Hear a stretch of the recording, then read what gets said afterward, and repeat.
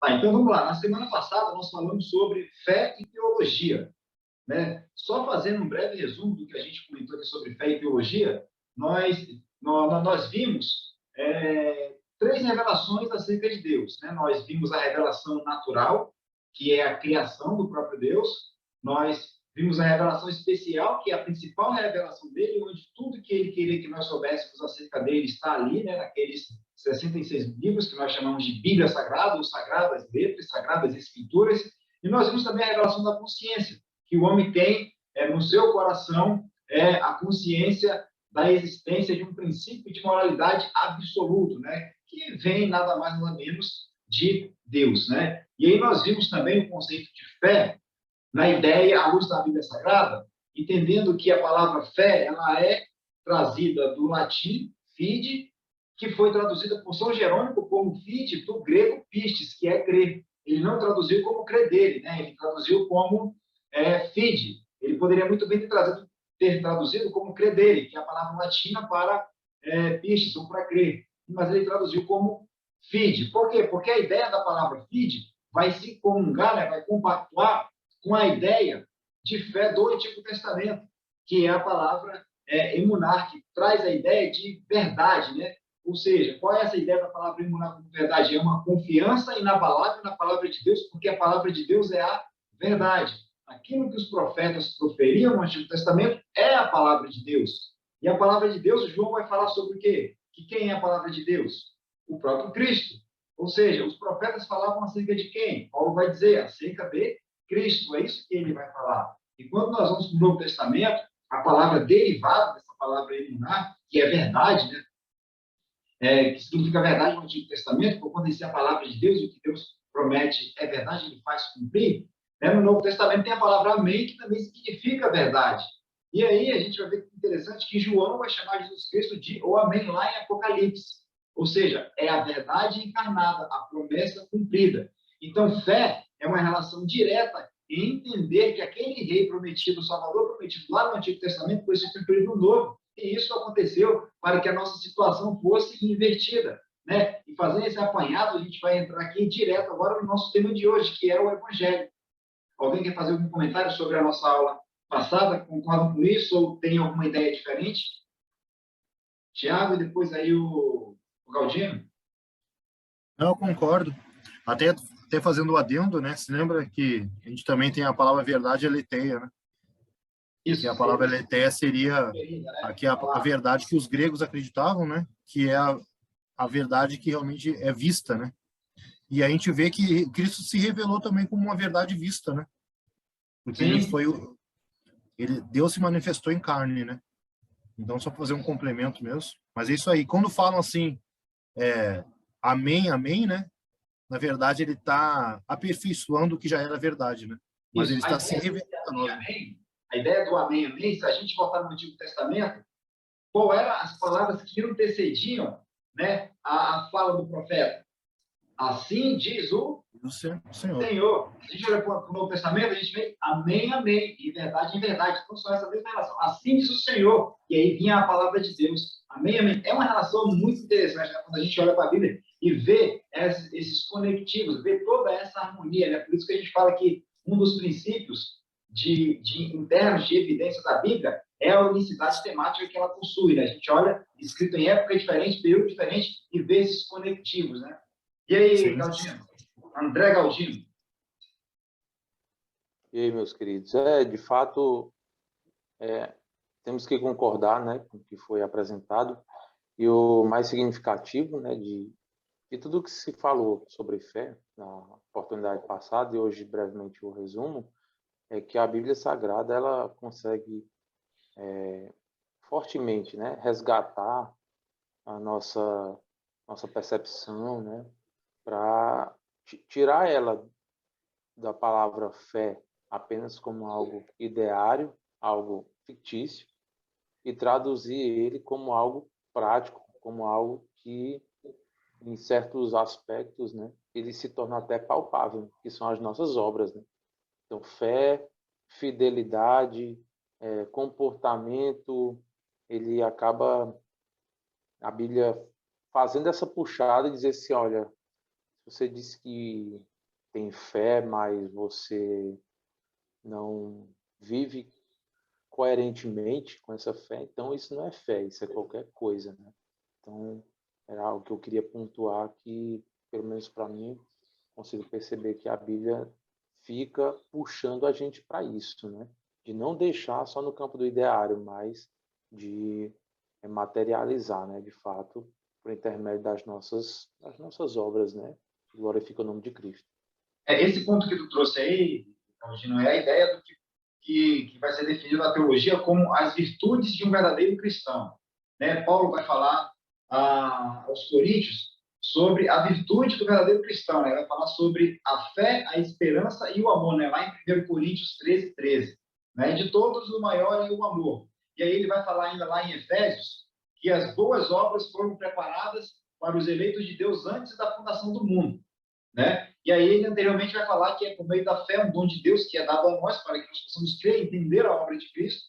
E aí vem, né, as virtudes do verdadeiro cristão: fé, esperança e o amor. Mas o maior desses é o amor. Isso aqui a gente pode ver em um outro encontro nosso. Mas como nós definimos aqui no início, né, nós entendemos no início que a teologia é estudada, a teologia lá vamos chamar assim, né, a teologia lá da biblioteca, dos livros em que a gente aprende à luz da Bíblia Sagrada, ela precisa ser praticada. Nós precisamos colocar em prática o que chamamos de teologia prática, né? E aí a ideia de nós vermos o Evangelho é exatamente essa, de a gente, como nós vamos poder colocar em prática aquilo que nós aprendemos nos livros.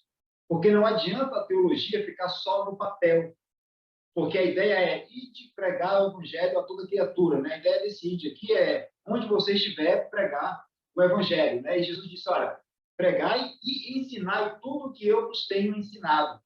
Primeiro a gente precisa aprender o que Jesus ensinou, entender o que Jesus ensinou e depois passar. Ora, se a Bíblia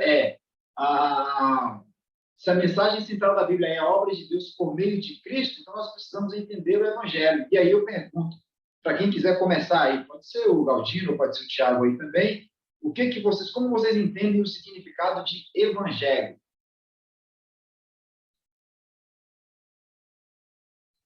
Pode começar, Tiago. Tá. Então, evangelho, na verdade, é o âmago, né, da fé cristã. São as boas novas, né? Porque a gente sabe que a nossa mensagem é cristocêntrica, né? Então, a gente se aproxima de Deus através de Cristo, através do sacrifício de Cristo. Mas pensando um pouquinho na palavra evangelho, né? Então, a gente sabe que, só para dar um exemplo, quando nascia um filho de um imperador, né? Eles destacavam que aquele nascimento era uma boa nova, né? Então, era um evangelho, era uma notícia boa. Isso. E quem trazia aquela notícia e espalhando isso pelo povo, ele também ele era testemunha daquelas boas novas. Então, na verdade, a gente pode falar também que a gente é testemunha da mensagem de Cristo, né? Então, na verdade, quando a gente fala que a gente vai evangelizar, na verdade, a gente está sendo o quê? A gente está sendo testemunha dessa mensagem. Quando a gente pensa, trazendo um pouquinho de novo nesse nascimento, né? Quando a gente nasce de novo, é como o tempo Kairos, né? Que, na verdade, Kairos significa um dia especial dentro do Cronos, né? Que o Cronos é o tempo do relógio, né? E Kairos é somente um dia especial dentro do Cronos. Então, o nosso nascimento é especial, mas mais especial ainda é quando a gente nasce de novo, quando verdadeiramente, né, Cristo nos recebe, a gente recebe Ele como nosso Senhor e Salvador, e a gente é gerado do alto, né, que nem diz lá em João 3. Então, esse dia para nós é um dia Kairos. E esse dia Kairos na nossa vida só chega com a mensagem que a gente chama de evangelho. Então, o próprio apóstolo Paulo ensina, né, que se for pregado um outro evangelho que não seja este que eu estou pregando, é maldição, é maldito, né? E a palavra maldito é bem grave, porque maldição é totalmente contrário, né, à natureza divina, né? Então a gente fala de um Deus santo, um Deus justo. Então, realmente, nada contra os homens, nada contra o ser humano, mas a gente tem sim uma mensagem a ser pregada, e essa mensagem ela não pode ser modificada. E como que a gente descobre a mensagem verdadeira? A gente vai trazer, né, o Novo Testamento E aí a gente tem ali as palavras do próprio Jesus, onde é testemunhado, né, nos 4 primeiros livros, que são chamados de evangelhos, sendo que um deles, somente um deles, foi escrito por uma pessoa que não era judaica, né, que não era judeu, que foi Lucas, né. No entanto, que se nós for analisar, ele mesmo fala, eu vou escrever porque eu escutei, mas eu escutei porque eu fui pesquisando. Então, na verdade, ele é a testemunha, né? Então, dos 4, ele não era judeu, mas ele foi uma testemunha fiel. E ele não escreveu o que ele queria. Ele consultou, ele pesquisou. E aí, é claro, né, que inspirado pelo Espírito Santo, ele deixou 2 livros para nós, que foi o Evangelho segundo Lucas e foi Atos, né, dos Apóstolos, que fala ali da igreja. Lucas escreve na condição de historiador e médico, né? Ele escreve Isso, historiador. Isso eu mesmo, acho que possivelmente era o cara que estava bancando ele, ó. Vai lá, pesquisa, tudo isso procede aí. Mas é o que nós somos hoje. Pode analisar. A gente não pode escrever uma nova escritura, a gente não pode formar uma nova doutrina, a gente não pode formar um novo evangelho. O que nós somos? Nós somos como Lucas. A gente escuta e a gente só transmite a verdade. Então, na verdade, hoje, nós somos testemunhas desse evangelho que modifica as pessoas, né? Da mensagem de Cristo. Então, na verdade, existem vários evangelhos. Existe o evangelho do Islã, né? Que eles creem num evangelho, numa nova notícia. Existe o evangelho do Espiritismo. E foi o que Paulo falou. Após o evangelho dado por Jesus, veio vários outros. E ainda vai vir outros, né? E a gente tem que considerar, infelizmente, este evangelho pregado novo como maldito. Não as pessoas que pregam, mas o evangelho, esse é maldito. Ele é herético, ele é desviado da verdade. Que a gente falou do amém, né? Ele não é o amém. Então, eu entendo assim, né? Tu trouxe alguns pontos aqui, né? Falou sobre boas novas, sacrifício de Cristo, nascer de novo, né? Modifica as pessoas. E aí, você falou sobre atacar o que as pessoas dizem acerca do evangelho quando não é evangelho, né? Que a gente chama de ataque ad hominem, né? Atacar a mensagem e não ao homem. Mas e aí, Gaudio, o que tu entende por evangelho? Bem, como disse o Tiago, né, boas novas. Né? E essas boas novas não é sobre qualquer neném que nasceu, como o irmão bem pontuou, né? Boa notícia quando um filho nascia, filho de imperadores ou de outras pessoas importantes, né? Mas esse evangelho, essa boa nova é sobre o Filho de Deus, chamado, né, Jesus Cristo. Então, o evangelho, ele tem essas boas novas, ele tem a ver com Jesus e aquilo que ele fez por nós, né? E ao mesmo tempo representando a pessoa de Deus, né? Refletindo sobre isso na semana, eu lembrei de um texto, né, que resume bem essa parte aí. 1 Coríntios, capítulo 15, versículos 3 ao 5. Certamente ele esboça o que é o evangelho. Ele traduz o que é o conteúdo dessa boa nova, que diz assim, ó. Paulo escreve aos Coríntios, diz: pois primeiramente vos entreguei o que também recebi. Aí vem o ponto que o irmão Tiago tratou. A gente recebe algo, né? E deve entregar ele com essa fidelidade. Não ficar deturpando, porque eu acho que até o ponto da pesquisa dele aí, né? Das traduções e tudo. Então, não temos que deturpar. Então, primeiramente, vos entreguei o que também recebi. O que ele recebeu? Que Cristo morreu por nossos pecados. É o conteúdo da mensagem. Cristo morreu por nossos pecados, segundo o quê? Segundo as Escrituras. E que foi sepultado. Foi sepultado e que ressurgiu ao terceiro dia, segundo as Escrituras. E que foi visto por Cefas e depois pelos 12. Então, tem aí o conteúdo. Jesus, né, morreu pelos nossos pecados, já estava previsto, né, nas Escrituras, não Evangelho, agora Boas Novas, mas nos profetas, na lei, nos salmos, tudo via contando a respeito, né? Essa era a Bíblia, né, dos antigos, não eram os evangelhos que nós temos nas mãos, mas sim os profetas, os salmos, era essa a Bíblia dos antigos, né? E dentre outros escritos, e ele fala que o Cristo foi sepultado, ou seja, não foi um espírito que passou na terra. É até um elemento que João faz a bênção de pontuar, né? Que ele fala sobre a encarnação de Cristo. Então, não foi um espírito. Jesus andou nessa terra como homem e foi sepultado, morreu, foi sepultado, mas ressuscitou ao terceiro dia, como promessa, né? Que ele disse que iria ressuscitar ao terceiro dia. E não bastava tudo isso acontecer, se não houvessem testemunhas. O que aconteceu? Ele foi visto por Cefas e depois pelos 12, e seguindo, né, os versículos aqui adiante, diz que ele foi visto por muitas outras mais pessoas. Então, essas são as testemunhas. Então, temos que ser testemunhas dessas boas novas, que traz salvação, que notifica, né, o pecado, e tem muita coisa sendo administrada como evangelho e que não faz, às vezes, de evangelho.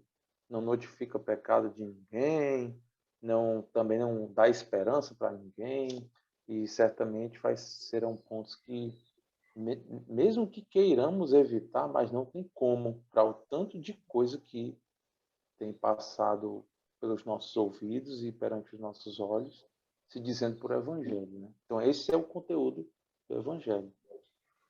Tá, beleza. Eu quero pegar nesse ponto aí que você falou sobre preocupar com as pessoas, né? Você trouxe lá no início, agora fez aí, se eu estiver enganado, tu me corrige, sobre essa preocupação com o evangelho, de evangelizar, mas ajudar as pessoas, né? Foi algo nesse sentido aí, né?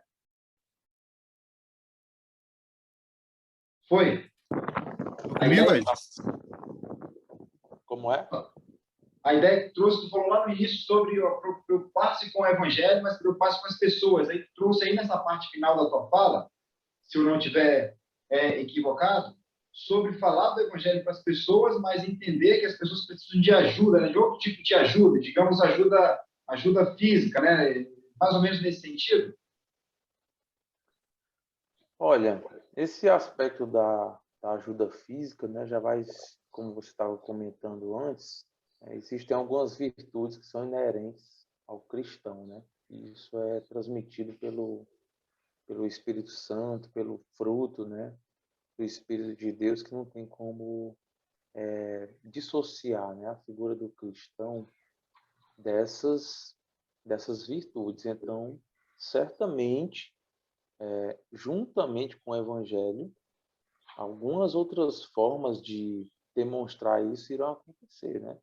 A hospitalidade, o amor demonstrado por outras formas, né? Poderíamos pontuar muitas aqui, mas se esses elementos não estiverem presentes, não significa que a mensagem que você está trazendo não é o Evangelho. O Evangelho, pela minha percepção, né, pode ser resumido nisso aqui que acabei de ler em 1 Coríntios. Vamos depois... Pode falar.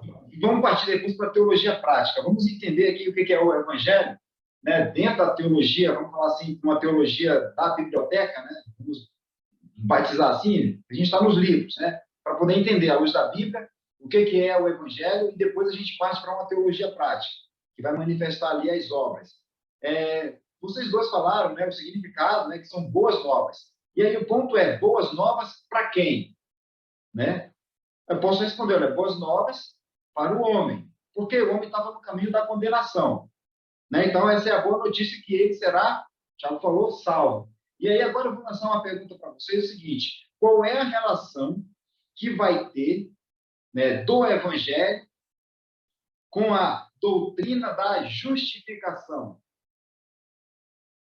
Qual a relação do evangelho com a doutrina da justificação? Vai lá, o Tiago e depois o Claudino. Está perguntando sobre o homem ser justificado? Isso, essa relação. Olha, o evangelho é uma boa nova. Ele é uma boa nova para quem? Ah, tá. Então, para o homem. Eu queria assim, o que são as boas novas? Boas novas é a revelação que veio da parte de Deus através do seu Filho para a humanidade. Então, Ele se revelou. eu posso dizer que o evangelho é a glória de Deus, que o homem carece dela. Sim, porque assim, quando o Cristo ele começou o seu ministério, ele não foi falando a todos o que aconteceria. Então ele foi se revelando e aí acabou como? Acabou na crucificação, mas a crucificação, ela aconteceu, porém ele ressuscitou, que nem já foi ministrado. Essa ressuscitação que é o âmago da mensagem. Então as boas novas é que Cristo ele veio e nós podemos hoje provar Jesus histórico, né? Isso ninguém duvida. Só que agora a ressurreição de Deus é as boas novas. As boas novas é a ressurreição. Se você for falar sobre Jesus, as religiões creem nisso. Creem que ele foi um homem, creem que ele foi um grande profeta, mas que ele ressuscitou, nem todos creem. Então, a mensagem que foi ministrada principalmente pelo apóstolo Paulo foi que Jesus ressuscitou. Esse é o evangelho da ressuscitação. Quando a gente fala em justificação, o homem, ele é destituído, né? Ele tem uma natureza que ele herdou de Adão. Então, todos nós pecamos. Todos nós somos separados do amor de Deus. Quando Cristo ele voltou ao céu, às nuvens, ele deixou o consolador, o habilitador, né? Então, quando a gente conhece a lei, o que é a lei? A palavra de Deus. Porém, a gente não consegue, por si próprio, receber Cristo. A mensagem, ela vem, como diz o apóstolo Paulo, a mensagem, ela é boa. Por quê? Se eu não conhecesse a lei, eu não saberia que eu sou pecador. Então, eu recebo a lei, eu recebo essas boas novas, mas somente através do Espírito Santo que eu creio em Cristo. E a partir do momento que eu creio em Cristo, eu sou justificado pela fé. Mas existe um processo que o Espírito Santo habita dentro de nós e ele vai nos santificando, que aí também precisa do tempo de maturidade, né? Então, por exemplo, uma criança ela começa a mentir, o pai chega e fala, ó filho, vamos falar um pai crente, filho, diz na palavra do Senhor que nós que temos Deus como nosso Senhor, não pode mentir. Só que o filho ele não tem capacidade por si só de não mentir. Então, como o filho ele conheceu a palavra, o que ele vai fazer quando ele mentir? Ele vai se humilhar e vai pedir, Senhor, eu sou mentiroso, me ajuda a não mentir. Então, ele não tem esforço nenhum. Ele simplesmente confessa que ele, por si próprio, não consegue deixar essa natureza pecaminosa e o Espírito Santo vem e o justifica. Como? Através da fé no Evangelho. Eu não sei se eu respondi a tua pergunta, Ed, se é esse o ponto, mas quando eu penso em justificação, a justificação é pela fé. E a fé não é dom humano, é dom de Deus. A fé não é por obras, a fé é pela graça. É uma graça imerecida. É uma graça que nós não conquistamos, que foi entregue para nós sem nós merecer. Então, a mensagem, o evangelho tem que ser prego a todos. Quem vai ser salvo? Ninguém sabe. Porém, nós... Pode falar, pode concluir. Porém, nós temos que pregar a mensagem verdadeira, que é o evangelho que nós estamos falando. E quando a gente fala em evangelho, a gente fala que Jesus ressuscitou.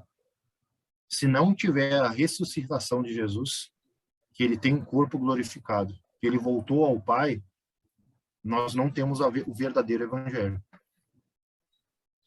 Eu vou inverter a pergunta para tu, depois eu vou tentar fazer um apanhado aqui geral. Por que Jesus teve de vir em carne? Porque o ponto aqui eu quero chegar na essência da doutrina da justificação, para a gente poder entender o que é a doutrina da justificação, né? E fazer essa relação com o que é o evangelho. Eu vou inverter a pergunta para tu. Então, por que Jesus teve de se tornar homem? Por que ele teve de vir em carne? Jesus teve que vir em carne porque não existia elemento algum nesse mundo que pudesse cumprir ou satisfazer, vamos chamar assim, né? Satisfazer os requisitos de Deus para que esse Deus irado ele não castigasse todos os pecadores. Tinha que ter alguém para, vamos, termos diretos, tinha que ter alguém para pagar o pato por todo mundo. Por isso que alguém fala ainda hoje, né? Usa assim um jargão às vezes, né? vamos pegar alguém aí para Cristo, né? Ou seja, pegar um para pagar o preço por todos. Só que esse um dos nossos jargões é um pecador falho como qualquer outro, né? Já o Cristo, ele pega num ponto do que você estava comentando sobre não usurpou, né? Ou seja, o termo bíblico, né?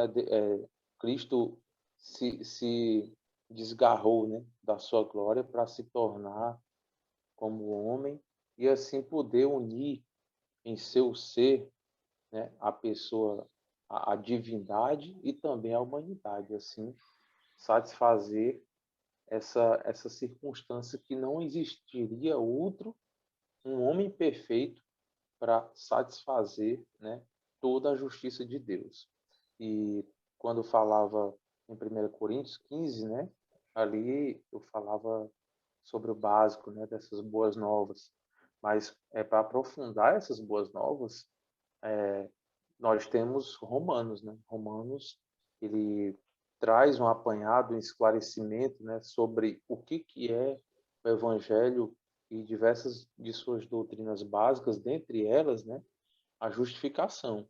A gente não pode falar de Evangelho sem falar de justificação, de redenção e da propiciação. Isso aí eu posso encontrar aqui, já está anotado isso, né? Romanos capítulo 3, quando ele fala da justificação pela fé, versículos 21 ao 26, ele diz assim, ó: mas agora se manifestou-se a lei, a justiça de Deus, tendo testemunho da lei dos profetas, isto é, a justiça de Deus pela fé em Jesus Cristo, para todos e sobre todos os que creem.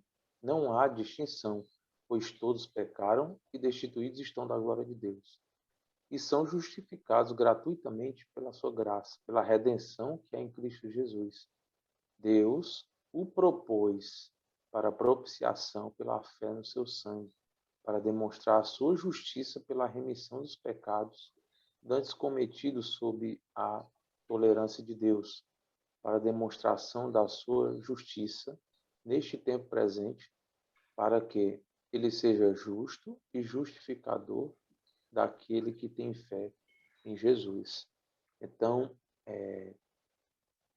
essa é a composição, né, da minha resposta, pelo que eu percebo, esse é um dos motivos pelos quais Jesus foi feito, veio em carne, não existiria outra forma, para satisfazer essas condições, né, que o próprio Deus estabeleceu para justificar os pecadores.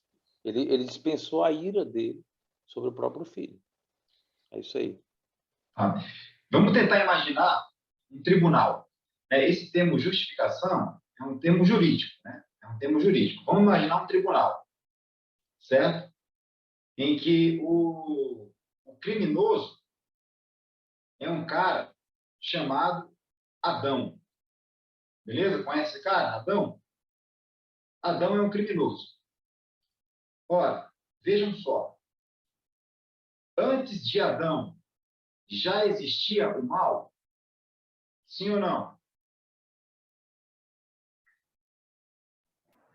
Sim. Existiu o mal. Já existia o mal, né? Satanás já havia caído. Satanás, ele pecou contra Deus. E Deus fez o quê? Justiça. O expulsou e o condenou sem direito de salvação e fez o inferno para ele e todos aqueles que o seguiram. Não é isso que o texto diz?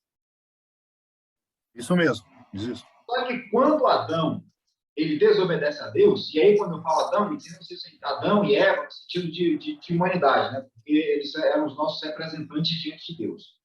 Quando Adão então desobedece a Deus, Deus teria de fazer a mesma coisa com Adão, porque Deus é um Deus justo. Ele fez isso com Adão? Ele foi justo com Adão, porque ele falou: a partir do momento que você comer da árvore do bem e do mal, você irá morrer, né? Você se tornará carne, né? Mas olha só, qual é a justiça que Deus aplica? Ele avisou, né? Qual é a justiça que Deus aplica a Satanás? Satanás foi condenado sem direito de perdão direto para o inferno. Adão foi apenas expulso do paraíso e recebeu uma promessa. Aí fica um ponto de interrogação bem grande aqui. né? Onde estaria a justiça de Deus nesse caso? É que eu vejo duas naturezas. Eu vejo Satanás só como espírito. E Adão era espírito e carne. Uma carne glorificada, mas era. Mas o ponto aqui seria a justiça de Deus. Não, por Gênesis, eu vejo justiça de Deus. A Bíblia vai dizer Porque assim, expulsar Deus... Adão do Éden foi justiça. Para mim, foi uma justiça. Sim, a Bíblia vai dizer assim, olha, que Deus é espírito e importa que nós o adoremos em espírito. Espírito em verdade, sim. Né? Em espírito e em verdade. E quando traz essa ideia de que não, Satanás recebeu a condenação porque era espírito, Adão recebeu a condenação porque ele era homem. Será que a gente consegue encontrar a base bíblica para poder fazer essa afirmação? No que diz respeito a esse atributo de Deus, que é a justiça? Aí nós temos que analisar... O homem que não vai ser salvo, aqueles que não são os eleitos de Deus, serão condenados tal como Lúcifer foi, Satanás, tal como ele foi. E ali, Paulo vai dizer que ali foi feita a justiça. Ou seja, se o homem vai ser condenado... Mas aí, tu vê isso lá por Romanos 8. Porque lá Paulo afirma, lá em Romanos 8, Paulo afirma que o homem pode andar segundo a carne. Satanás não pode andar segundo a carne. Adão podia se tornar carne. E quando ele se torna carne, Deus dá uma justiça nele como carne. Fala assim, agora maldito é a terra por tua causa, através do suor do teu trabalho. Então, olha só a separação. Hoje, no entanto, que o próprio Jesus fala em João 17, eu não sou do mundo. Vós também não sois do mundo, mas vocês estão no mundo. Então, o que significa? O que é maldito? O mundo já é do maligno. Então, o governo do mundo é governado por carne, porque Satanás ele usa homens que andam segundo a carne. Quando Jesus falou assim, quando Paulo justifica assim, né, nesse termo, Jesus é o segundo Adão, significa o quê? Que quando Deus se fez carne, ele se fez carne, mas se for analisar, quando que Adão nasceu? Quando ele foi criado. Não foi? Ele foi criado do barro, não é? Quando que Jesus se tornou carne? Quando o Espírito de Deus colocou ele dentro do ventre de Maria. Sim. Então, os dois foi algo divino. Sim. Algo que só Deus pode fazer. Sim. Né?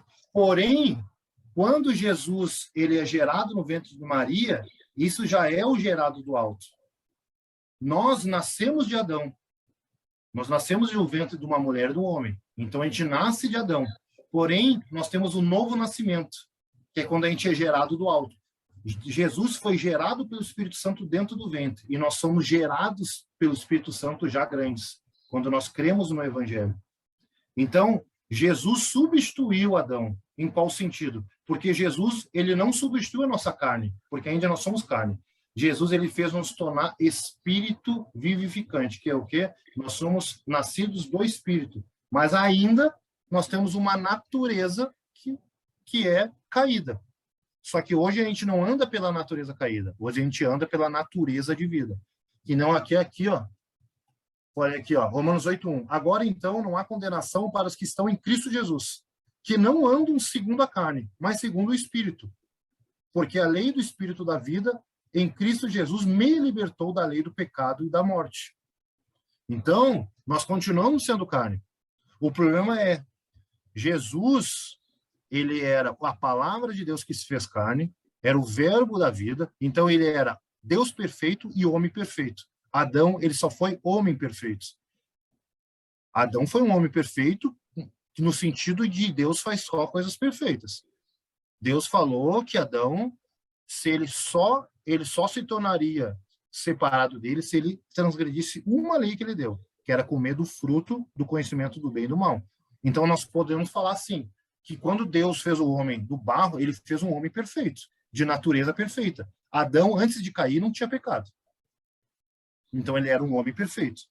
Agora, Jesus, ele foi os dois. Ele foi um Deus perfeito e um homem perfeito. Só que ele se destituiu, ele não se agarrou ao Deus perfeito. Ele morreu sendo Deus, porém ele venceu sendo o homem perfeito. Por isso que Paulo falou, eu prego a Jesus. o homem.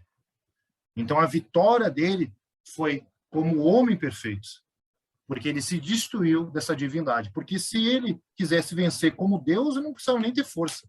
No entanto, que quando foram prender ele lá em João, ele fala, eu sou Jesus. Eles caem de para trás, porque ele só falou, estou aqui, eu sou Jesus. Eles caíram para trás. Aí, de novo, eles levantam os soldados, eu sou Jesus. De novo, eles caem para trás.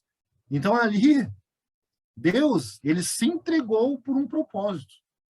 E ele se entregou e morreu como Deus, mas ele morreu principalmente como um homem perfeito. Então, eu vejo assim, Ed.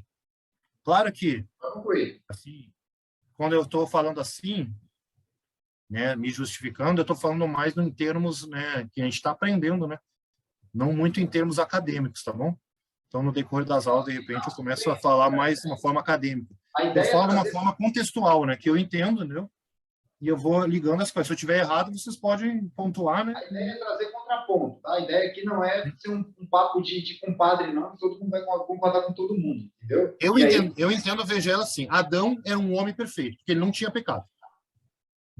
O verbo da vida era Deus perfeito, o verbo se fez carne, a palavra se fez carne, mas ele também era o homem perfeito, porque ele não foi gerado por homem, ele foi gerado pelo Espírito de Deus. Adão também foi gerado por Deus.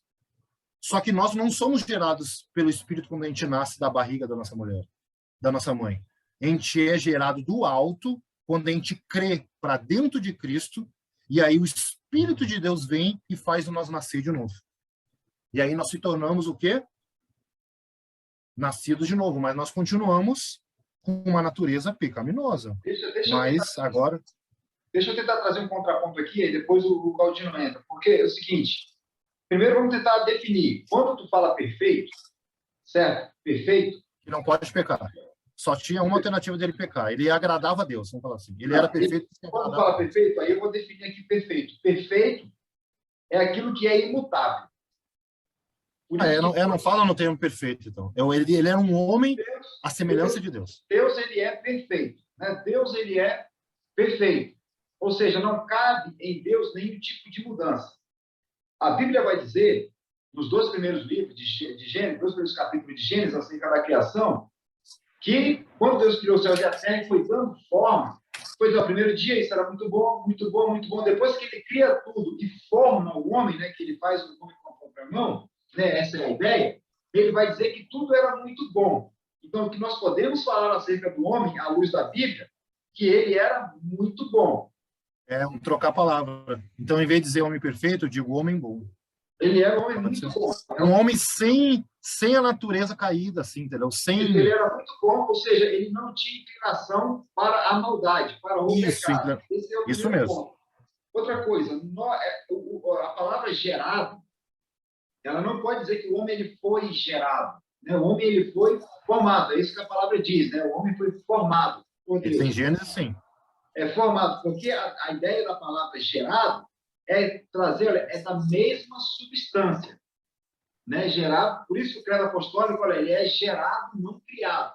Né? Cristo é da mesma substância de Deus. Mas quando eu trago o ponto aqui da justificação, que diz respeito ali à condenação, quando tu fala assim, o homem saiu, Deus expulsou o Adão do jardim, e ali foi feita justiça.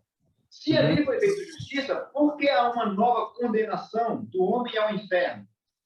Né? Como que nós vamos... Foi uma dupla condenação? Veja o ponto que eu quero trazer. Né? Deus formou o homem, certo? Nosso representante. E deu a ele diretrizes, o que a gente pode chamar de mandatos. São mandatos, né? Chama de mandato cultural, espiritual e social. Então, tanto Adão quanto Eva, desobedeceram a Deus, certo? Ou seja, eles deveriam ser condenados. E Deus, então, fazer justiça. Né? Mas Deus fez a eles, lá em Gênesis 3,15, né, uma promessa de salvação, uma promessa de redenção, que viria por meio deles um Salvador. Sim. Certo? Então, Deus não os condenou, fez uma promessa a eles, de que viria um Salvador, e esse Salvador, hoje, a gente sabe, obviamente, que reconciliaria o homem com Deus e ele voltaria. Né? E ele voltaria de onde ele foi expulso, vamos assim entender de forma simples. Então, veja, um homem pecou, e aí Paulo vai dizer lá que por um homem entrou o pecado no mundo e por outro superabundou a graça. Ou seja, nós temos aqui uma doutrina da representação, porque Adão, Paulo vai dizer que era o nosso primeiro pai, e não cometemos o pecado dele, mas ele, como nosso representante, como nosso embaixador, pecou e colocou toda a raça humana em desgraça. Então, ele deveria ser condenado ao inferno, porque Deus estabeleceu um princípio na eternidade de relacionamento que é o cumprimento total da lei, né? O cumprimento dos 10 mandamentos. Adão não cumpre. Adão não cumpre esses 10 mandamentos, então ele deveria ser condenado. Não foi, recebeu uma promessa. E Deus fez uma promessa de um Salvador. Ora, se foi um homem que pecou, se foi um homem que desobedeceu a Deus, um homem precisaria ser condenado, certo? E quem foi esse homem que foi condenado, dada a promessa de redenção? Foi o Filho. Isso é o Evangelho, né? Estou tentando traçar a linha do Evangelho, né? Desenvolver o processo da justificação, né? A doutrina da justificação. Então, esse homem, certo? O Filho de Deus, homem, ele foi condenado. No lugar de quem? De Adão. Ou seja, aqueles que iriam ser condenados, os eleitos de Deus que seriam condenados ao inferno, não foram por quê? Porque um homem foi condenado no lugar deles. Porque um homem pecou, um homem precisaria ser condenado. Mas a salvação, e aí entra o evangelho, desse homem que pecou, né? que pecou, e aí veio um outro homem e morreu no lugar dele, que foi Cristo, aquele que não teve pecado, só poderia acontecer a salvação dele se esse homem que morreu fosse Deus. E aí é por isso que João vai dizer que Cristo era o Deus. Ora, Cristo como homem morreu. Morreu no lugar de quem? Do homem pecador. Mas ressuscitou como Deus para satisfazer a justiça de Deus. Ou seja, um homem pecou, Deus foi lá e fez justiça no homem Cristo, no homem perfeito. Por isso que Isaías vai dizer ao profeta que a Deus agradou moê-lo. Ou seja, a Deus agradou fazer justiça em seu filho. E com essa justiça feita no seu filho, ao ressuscitar, né, a justiça de Deus é satisfeita na morte de Cristo, e quando ele ressuscita, ele reconcilia os eleitos de Deus com ele. Né? Então, essa é a boa nova. Aqueles que seriam condenados não foram condenados. Quem foi condenado foi Cristo, no lugar deles, essa é a boa notícia. E quando Cristo ressuscita, esses eleitos de Deus que não foram condenados foram justificados, receberam a boa nova, o Evangelho, e foram justificados quando Cristo ressuscita, quando Cristo morre, e reconciliados com Deus quando ele ressuscita. Então, por que Cristo veio em carne? Porque um homem precisaria ser condenado a Deus.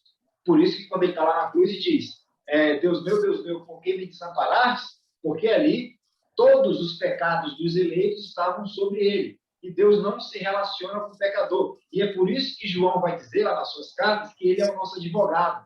O que significa advogado? Falar no lugar dele. Né? Ou seja, quando Deus olha para o Tiago, olha para o André, olha para mim, ele nos olha por meio de Cristo. Nós continuamos pecadores, Deus vem para nos condenar, só que Jesus entra no meio, ó Pai. Os pecados que ele cometeram, eu já paguei. Já foi feita justiça em mim. Por isso que nós não somos condenados. Então, a justificação seria esse processo em que um homem morreu, um homem perfeito, satisfazendo a justiça de Deus. E Cristo, por ter sido um homem perfeito, cumprido todos os 10 mandamentos, quando que esteve, o salmista vai dizer lá no Salmo 24, que se abram os portais eternos para que entre o Rei da Glória. Quem é esse o Rei da Glória? O Senhor dos Exércitos. Ele é o Rei da Glória. Por quê? Porque ele fez jus a merecer o céu, o único homem, que também era Deus. Então, essa é a ideia do processo da justificação que eu vejo na Bíblia. Né? Esse é o processo das boas novas com a justificação. E aí, Galdino, o que tu tem a falar aí para nós? Ouvindo vocês falar, aquilo eu não consigo sair desse termo, né? Que muito foi repetido aqui, sobre a perfeição da encarnação de Cristo, em que ele trouxe em um único ser a divindade e a humanidade, né? E não, isso foi uma questão muito onde houve muita luta, né, para se manter. Olha, ele era o verdadeiro Deus, mas ele também era homem. Por quê? Pô, Porque se... pode interromper. Homem, por quê? E Deus, por quê? Ambos 100%. 100% homem, 100% Deus. Por quê? ele tinha que ser 100% homem, porque se não o fosse, certamente ele não representaria, né, os homens. E 100% Deus, porque apenas alguém divino também poderia cumprir todos esses requisitos. Tinha que ser perfeito, a perfeição em seu ápice, né? Seja na humanidade, seja em divindade. Eu quero usar um versículo aqui de Hebreus, capítulo 4, versículo 14, que diz assim: visto que temos um grande sumo sacerdote, Jesus, o Filho de Deus, que penetrou nos céus, retenhamos firmemente a nossa confissão, pois não temos um sumo sacerdote que não possa compadecer-se das nossas fraquezas, porém um que, como nós, em tudo foi tentado, mas sem pecado. Então, se fosse alguém tão Deus que não pudesse ser tentado, então ele não era homem. Todo homem é tentado. Jesus foi tentado. Se ele tivesse vindo somente com os seus, só e somente com os seus atributos divinos, ele não teria representado a humanidade. Ele não poderia substituir, né, como você falou aí, ou representar, ou justificar. Por quê? Porque ele estava com um passo na frente, digamos assim, né? Então, sendo ele esse representante, em tudo foi tentado, mas não pecou. Não pecou porque ele foi preparado para isso, né? E sendo esse 100% homem, esteve ali constantemente ligado com o Pai e ao mesmo tempo sustentava a sua divindade, assim. Não podemos cair nesse ponto de dizer assim, Jesus, ele teve que abrir mão da sua onisciência, da sua onipotência. Se ele não abriu mão. Se ele tivesse aberto mão, então ele estava abrindo mão, né, de, como é que pode dizer, da sua divindade. E ele não podia, Esse é desde outro o ponto. princípio. Aí é um outro ponto, né? Aí seria a parte da teologia sistemática, a gente poder usar aí, estudar ali a teontologia, né, o ser de Deus, ou a cristologia, né, a pessoa de Cristo, né? Sim. Mas tem uma Não, relação. o que eu queria pontuar era nesse aspecto, né, para que nós não, em meio aos comentários, quem sabe escorregássemos, né, nessa ideia de Se tirar a escorregar, a gente faz o divindade. seguinte, ó. Se escorregar, faz o seguinte, ó. Traga uma lenha, acenda umas tochas, é herege, entendeu? E aí, Thiago, tu conseguiu entender o que eu falei? Não deu para entender? Sim, entendi. Na verdade, quando a gente fala, né, a palavra de Deus, que nem lá em João 14, o verbo se fez carne e viveu entre nós. Então, por que é 100%? Por que Jesus, né, Cristo, é 100% Deus? Porque o Pai, foi falado, né, que o Pai o gerou, mas o Pai o gerou na carne, porque antes de tudo existir, ele já existia. Então, a gente compreende. Então, ele nasceu do ventre de Maria, sendo gerado diretamente por Deus. Ele não precisou da semente humana. Então, a palavra se fez carne. É por isso que ele é 100% Deus. Porém, ele nasceu de uma mulher. Ele nasceu como um bebê. Então, ele é 100% homem. Né? Então, quando a gente vai falar um pouquinho de natureza de Deus, as três naturezas que só Deus tem, né? É a onipresença, a onisciência e a onipotência. Isso são atributos, né? Isso são atributos. Os atributos, né? Então, quando a gente fala que... Quero saber se tu vai... o meu contraponto que eu fiz em relação à tua primeira fala foi o seguinte: a justiça de Deus, ela não foi feita ali na expulsão de Adão do Éden. Ela não foi feita ali. Né? Eu entendi. Ela foi feita em Cristo. Em Cristo. Eu entendi. É como se fosse assim: Deus ia punir Adão, aí ele abre um parênteses. Não. Eu vou esperar o meu filho morrer por ti. Ele abriu um parênteses, entendeu? Ele não condenou Adão porque ele falou: não, desde Adão até meu filho ser gerado na carne, é um parêntese. Então, a condenação de Adão foi em Cristo.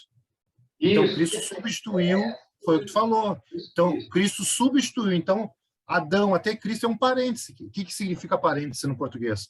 É quando eu abro um parêntese, é quando eu explico algo que eu falei antes. Isso. Então, lá, entendeu? Então, é um parêntese. Adão, agora eu entendi o que tu falou, Adão era para ser condenado. Mas por que Deus não condenou ele? Porque ele já tinha prometido, não, a tua condenação vai ser no meu filho. Vai ser no Messias. Perfeito, isso. Vai morrer. Então, não está ele ter sido expulso do jardim. Ali não foi feito justiça. Isso, verdade. Então, é algo simples de ministrar, né? Algo realmente... Para ver, o evangelho é simples, né? Tu vê, assim, algo assim que... É para qualquer um, até que nem sabe escrever. A gente explicando isso. Entende? Então, algo realmente ficou maravilhoso. Essa explicação ficou bem boa. Então, a justiça não foi expulsar ele do Éden. A justiça foi em Cristo. Em condenar Cristo. Então, ele não condenou Adão, ele condenou Cristo. Quando a gente olha lá no Antigo Testamento, André e Tiago, a gente olha lá quantos... Vamos pegar uma passagem aqui, lá... Deixa eu pegar aqui uma passagem, vou compartilhar com vocês aqui, e aí a gente vai ver perfeitamente isso. Deixa eu compartilhar com vocês aqui. Estão conseguindo enxergar aí? Vamos, tá? Tá. Não, estou enxergando.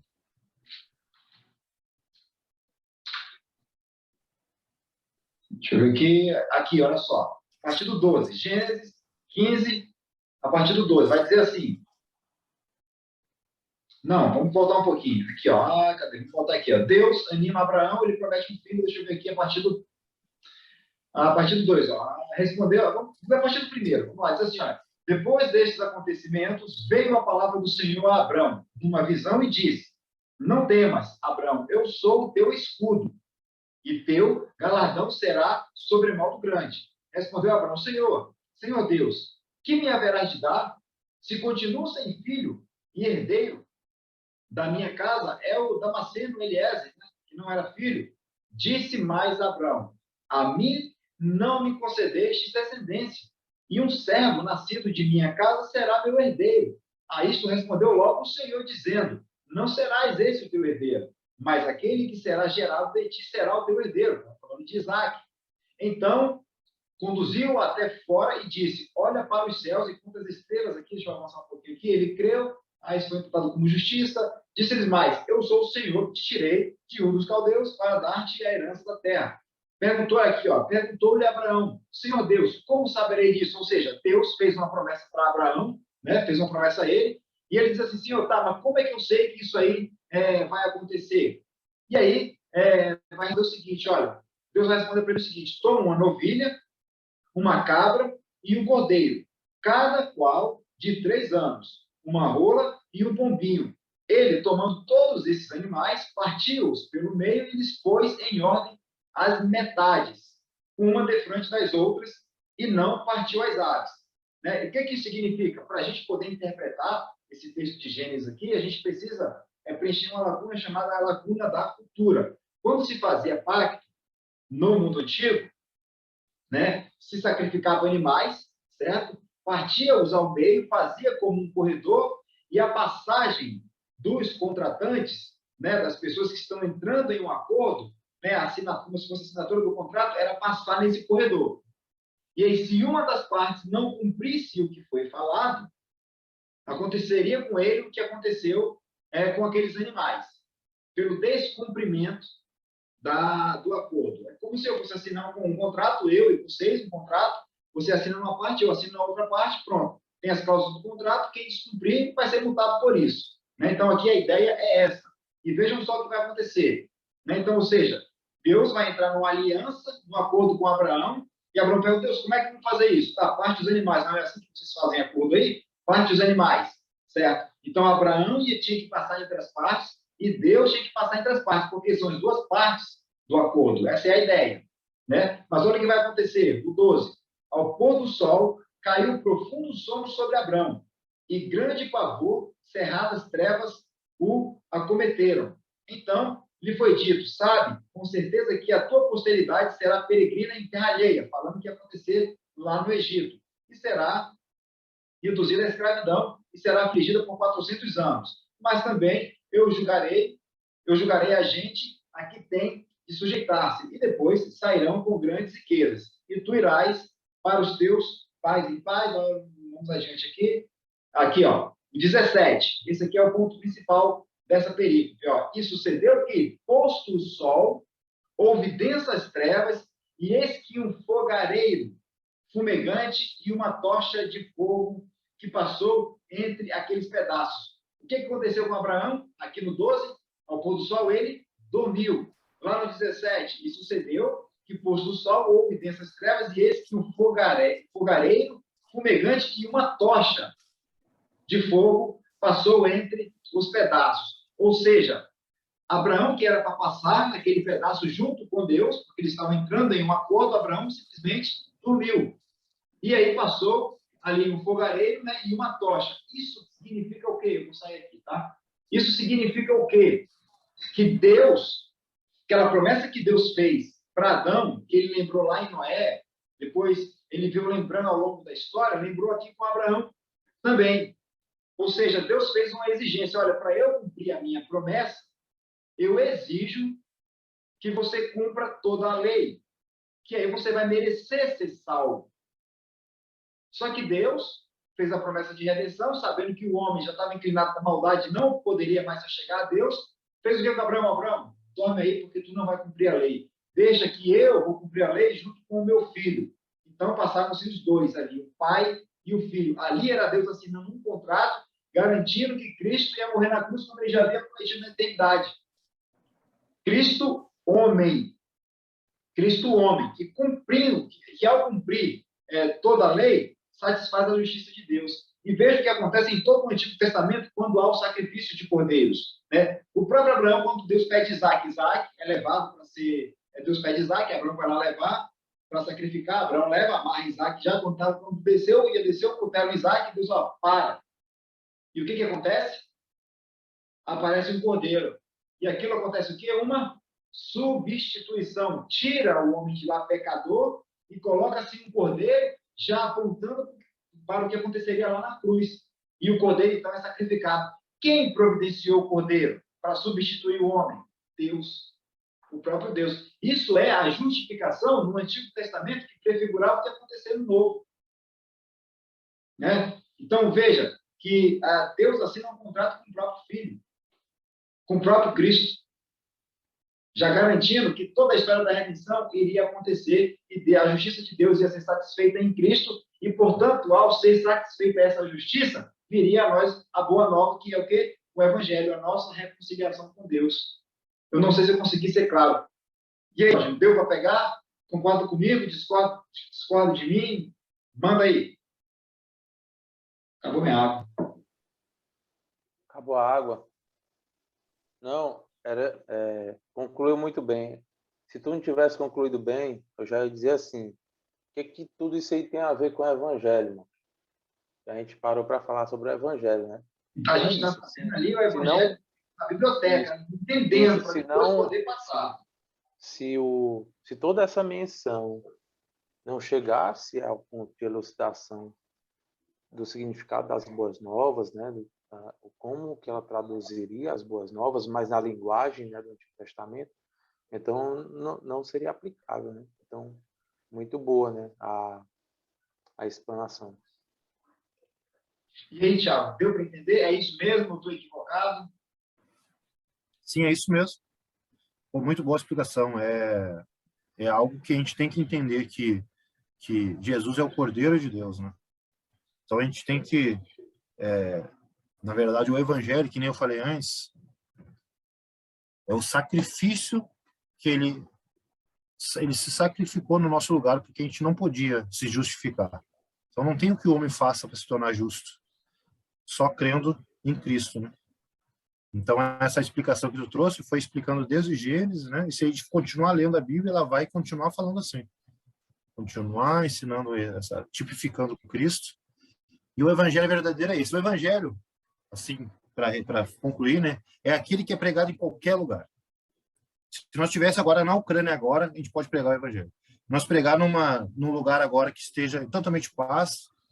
Então, o evangelho que se ministra só num lugar não é o evangelho verdadeiro. Então, o evangelho verdadeiro é esse. É o evangelho que tem o centro da mensagem, o sacrifício de Cristo. Ele se sacrificou por nós que somos pecadores. No entanto, que é dito, né, que Cristo morreu por nós quando nós ainda éramos pecadores. Então, ele morreu por nós por amor perfeito, porque a gente não merecia o sacrifício dele. Para a gente ir agora para a nossa parte, que é a aplicação, né, agora é a teologia prática, nós entendemos o que é o evangelho. Eu quero só resumir numa ideia, né, no cenário. Imagina que nós estávamos caminhando para o abismo. Né? Nós estávamos caminhando para o abismo da condenação eterna para o lago de fogo e enxofre. De repente, né, acontece algo, né, Jesus Cristo vai lá, ó, vem cá, vocês não vão não. Tá? Eu vou satisfazer a justiça do Pai. Tá? Então, eu vou ser justiça de vocês. Então, ele nos salva. Essa situação é invertida, né? Tem até uma palavra em grego para isso, né? Que é o perbalon, que é quando uma situação ela é invertida, a nossa situação de condenação ela foi mudada. Essa é a boa nova, isso é o evangelho. Depois de entendido o evangelho, né? Como agora nós, no nosso dia a dia, vamos agora para a teologia prática, como é que nós podemos fazer isso? Levar esse evangelho que nós agora compreendemos para as pessoas. Como é que nós podemos fazer isso agora? De maneira que elas entendam, de maneira que elas possam entender o seguinte: o principal problema do ser humano, teu, Tiago, meu, do André, o principal problema nosso, a nossa principal doença é o pecado. Não é a falta de comida, não é a falta de bebida, não é nada disso. A nossa principal doença é o pecado. Quando nós somos bem-aventurados, ou seja, alcançados com a berecha, né, com a bênção de Deus, quem é a bênção de Deus para nós? É Cristo. Ele é a bênção de Deus para nós. Quando nós somos alcançados, né, nós não temos mais necessidade de nada. Isso eu estou falando da nossa principal doença. Porque as outras Deus vai providenciar. Porque se não fosse assim, os textos que diz lá em Mateus, né, em que olhe para as aves do céu, não plantam, não colhem, mas Deus as alimenta, né? Busque primeiro o reino de Deus e a sua justiça, ou seja, entenda primeiro a sua doença. Entendeu a sua doença? Se converteu? Entendeu? Agora Deus vai fazer com que as outras coisas sejam acrescentadas. Como agora nós podemos transpor isso para a realidade? Porque é muito difícil quando você vê alguém passando fome, alguém tendo o que comer, e a nossa primeira ideia é fazer o quê? É levar alimento. Vou te dar roupa, vou te dar comida, mas cadê o remédio para a principal doença dessas pessoas? Como é que a gente resolve isso? Quem quer começar? Vai lá, André, começa. Bem, sendo eu, né, participante de várias atividades dessa natureza, é um cuidado que eu tomo bastante. Se as boas novas estão sendo anunciadas nessas oportunidades, o que acontece?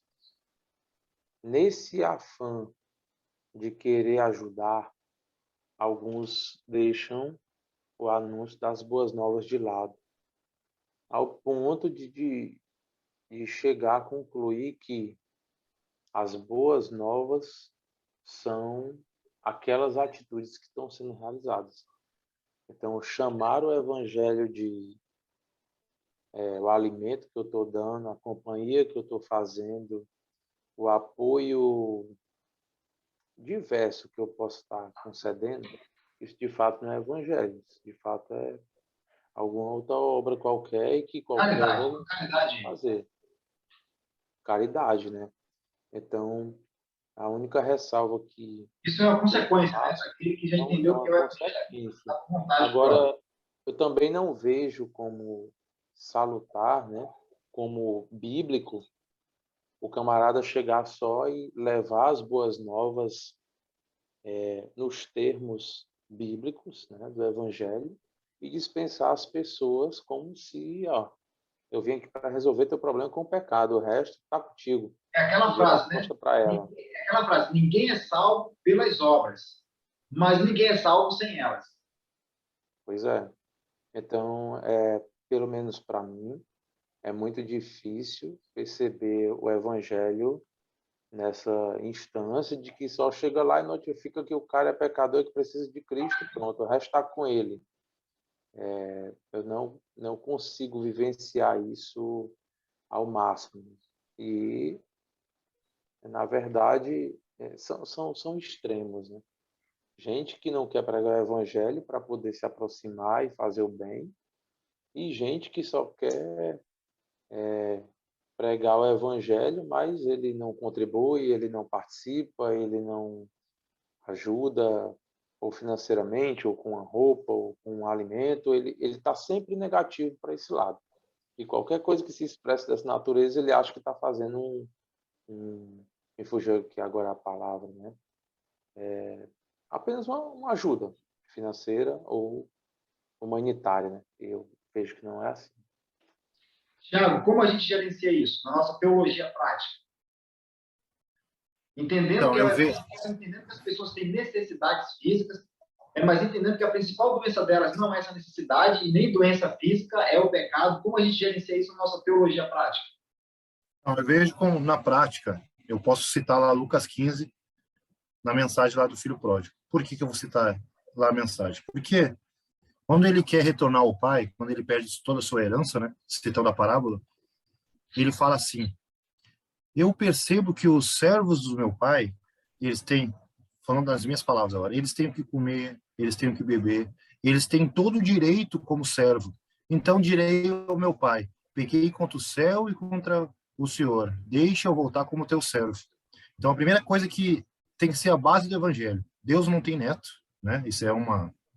Deus tem filho, e todo filho, que nem a Ed falou, todo filho é servo, mas nem todo servo é filho. Então, quando a gente fala em ser filho, a gente fala em relacionamento. E não tem como nós se relacionar com Deus sem o Espírito Santo. E a salvação não é por obras, a salvação é pela fé. Então, a primeira coisa é, a gente tem que mostrar para a pessoa que o servir não nos torna filho. E hoje, o evangelho falso que estão ministrando é: vai no culto, quarta, sexta e domingo. Ore 10 horas por dia. Mas muitas vezes a pessoa só é servo. Por quê? Porque a pessoa não tem um relacionamento. E o relacionamento é a mudança da natureza, é a justificação. Então eu vou entrar agora no que eu acho que é o principal, a principal teologia prática é a pessoa chegar para um pastor, por exemplo, e falar assim: pastor, eu não consigo deixar de roubar, eu não consigo deixar de mentir, eu não consigo deixar de adulterar. Só um exemplo. O pastor deve falar assim: você nunca vai deixar de conseguir. O importante é você saber que isso aí não é agradável a Deus. Então, como que você vai deixar de fazer isso? Quando você confessar a Deus que você é pecador, quando você assumir diante de Deus, que diz lá: humilhai-nos a si mesmo. Então, não é ser humilhado pelos outros. Humilhai-nos a si mesmo e Deus o exaltará. Então, eu tenho que confessar que eu sou destituído de qualquer obra que possa me salvar. A misericórdia de Deus vem e faz ele me justificar, né, tudo que a gente já falou. E aí há um processo que a gente chama de santificação. Como o próprio Isaías falou: Senhor, eu estou vendo o teu trono agora, em Isaías 6, mas o povo tem lábios impuros, eu também tenho lábios impuros, não tem o que eu fazer. Então é aí que isso que é ser o evangelho, não tem o que o homem fazer. As pessoas agora estão querendo substituir o sacrifício de Cristo. E como que é a substituição? Através de mérito. Eu vou dar a cesta básica, eu vou pagar minhas contas, eu vou muitas vezes pregar o perdão, mas não tem nada que o homem possa fazer que aproxime ele de Deus. Somente a cruz de Cristo. Então a teologia prática que eu vejo é pregar que todos nós somos pecadores e a única salvação vem através de Cristo. E quando você se torna salvo, você começa a ter o fruto do Espírito, que é o amor. E o amor, como Jesus bem falou, é amar a Deus acima de todas as coisas, né? E amar o próximo como a si mesmo. E aí vem o servir. Aí vem o trabalhar. Então não adianta eu dizer que eu sou filho de Deus e eu, como o próprio irmão de Jesus falou, né, Tiago falou, não ajudar o próximo. Ele falou: estou com fome. Aí você vai pregar, a salvação de Cristo não vai dar o que comer?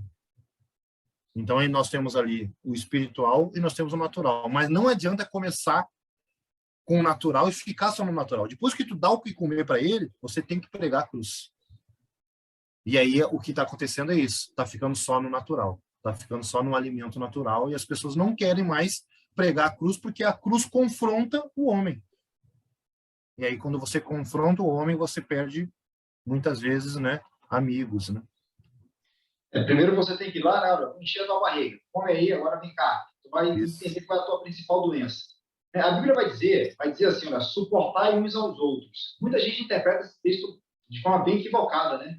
Não importa que tu é muito fácil, suporta ele, né? Quem já se deparou com essa interpretação, né? Mas a ideia não é essa do texto, né? A ideia de suportar uns aos outros é de dar suporte, de dar ajuda. Lembra da oração do Pai Nosso que estás no céu, Pai Nosso. Ou seja, isso implica que nós temos irmãos. Santificado seja o teu nome, irmãos, teu reino, seja feita a tua vontade, assim na terra como no céu. O pão nosso de cada dia nos dai hoje, aí vem para nós. Aí você começa a orar a Deus, e, poxa, eu tenho um irmão que ele está necessitado, então eu tenho aqui como ajudar, Deus toca no teu coração, você vai lá e ajuda.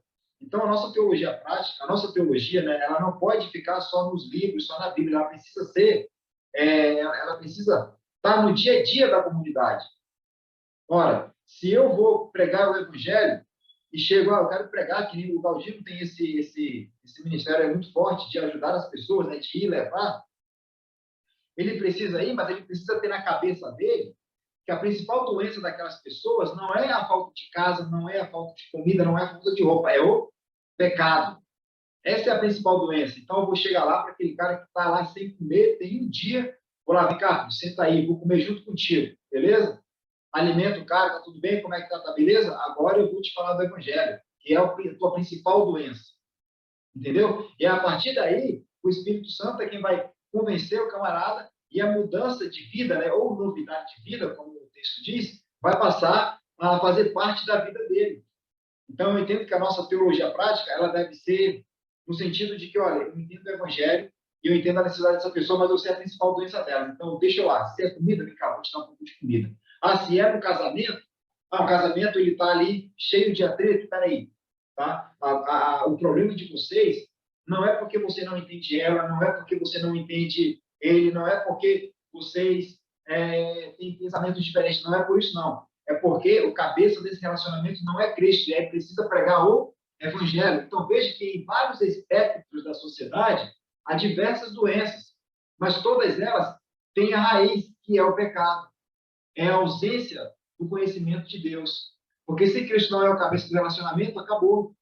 Não adianta você convencer, não adianta. Olha, vocês se conhecem, vocês sabem quem é o homem, sabe o que Deus fala acerca do homem, que ele é pecador, miserável, e você sabe que o remédio para essa doença é Cristo, e que a partir do momento que vocês tomarem desse remédio, o relacionamento de vocês vai começar a mudar, e só a partir daí vem outros conceitos, mas o primeiro, trazer o antídoto para a doença, que é Cristo Jesus, trazer o remédio para a doença principal, que é o pecado.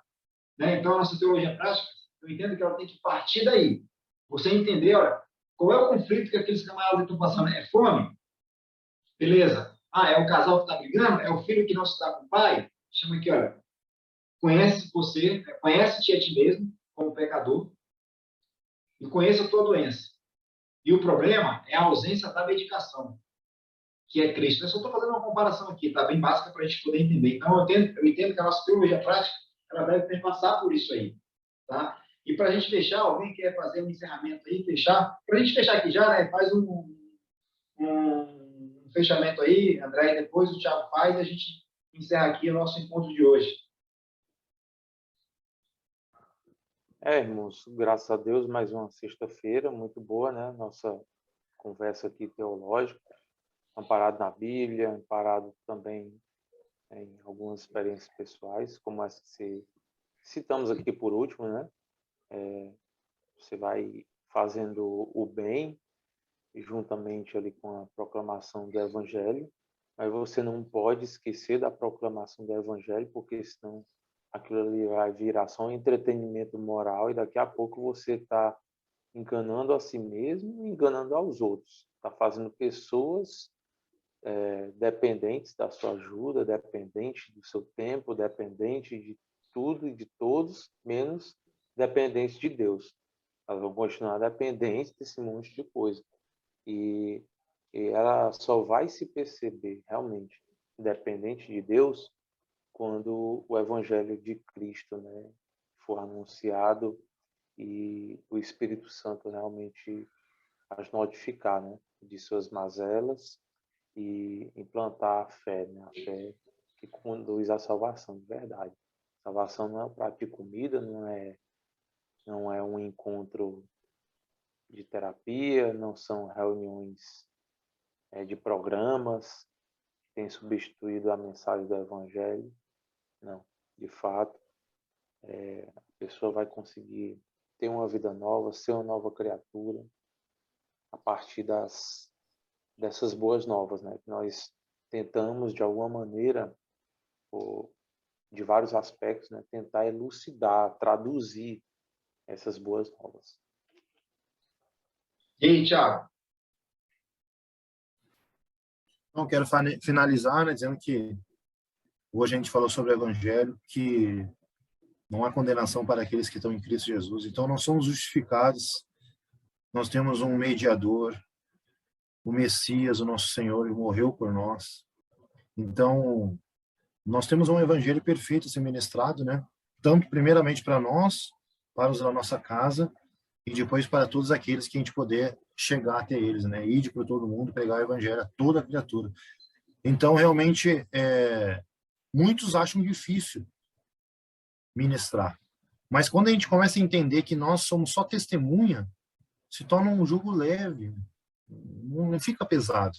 Porque a gente não tem obrigação de convencimento, a gente não tem obrigação de mudança, a gente tem a obrigação de ser testemunha do Evangelho, e o Evangelho verdadeiro. Então, se nós ministrasse desta forma, muitas pessoas, eu vivi por muito tempo um Evangelho pesado, eu me cobrava, eu ministrava para as pessoas não mudavam, eu achava, meu Deus, não está adiantando nada, porque eu não tinha entendido ele. Nós somos só testemunha. Nós temos o Espírito de Deus que convence as pessoas do pecado, da justiça e do juízo. O que nós temos que fazer? Pregar a verdade, pregar a verdade, pregar a verdade. E também, né, ter a nossa teologia prática, que também é ajudar órfãos, viúvas, aqueles que são necessitados de algum remédio, alguma comida. A gente vai, como igreja, né, a gente vai ajudar sim. Mas, que nem o Ed falou, sempre ministrando o principal problema, que é o pecado das pessoas. Legal, então eu espero que a gente possa ter aprendido alguma coisa aí acerca do Evangelho, da justificação. E aí vou pedir para vocês divulgarem aí, né, em abril, eu vou começar um novo curso, né, a segunda turma, na verdade, do curso, Descomplicando as Escrituras, que vai ser ali aquelas 4 doutrinas da Bíblia, né, que é a doutrina da criação, da queda, da redenção e da consumação, alicerçada em 3 pilares, né, que é o pacto, o reino e o mediador. Né? Então a gente vai falar também um pouquinho sobre os fundamentos da fé reformado, então, se vocês puderem divulgar aí, então, vale mais uma vez. Muito obrigado aí por esse encontro, que a gente possa ir até atrair as pessoas para que venham para esse encontro. Podem convidar aí amigos, que vocês entendam que se interessam por teologia, para a gente poder bater um papo aqui. E aí eu vou divulgar no YouTube, né? Vou colocar no YouTube para que a gente possa aí alcançar o maior número de pessoas possíveis, beleza? Perfeito, beleza. Glória a Deus. Tranquilo. Então, mais uma vez aí, brigadão e até a próxima, se Deus assim nos permitir, né? Quer orar, não? Próximo. Tá, vamos orar. Vamos orar. Vai. Então, vamos orar a Deus agradecendo por esse período. Senhor, nosso Deus e nosso Pai, mais uma vez nós te agradecemos por esse momento que estamos aqui. Somos gratos a Ti porque entendemos que essa compreensão que passamos a ter acerca do Teu Evangelho é por conta da ação do Espírito Santo, do Teu Espírito Santo em nossas vidas.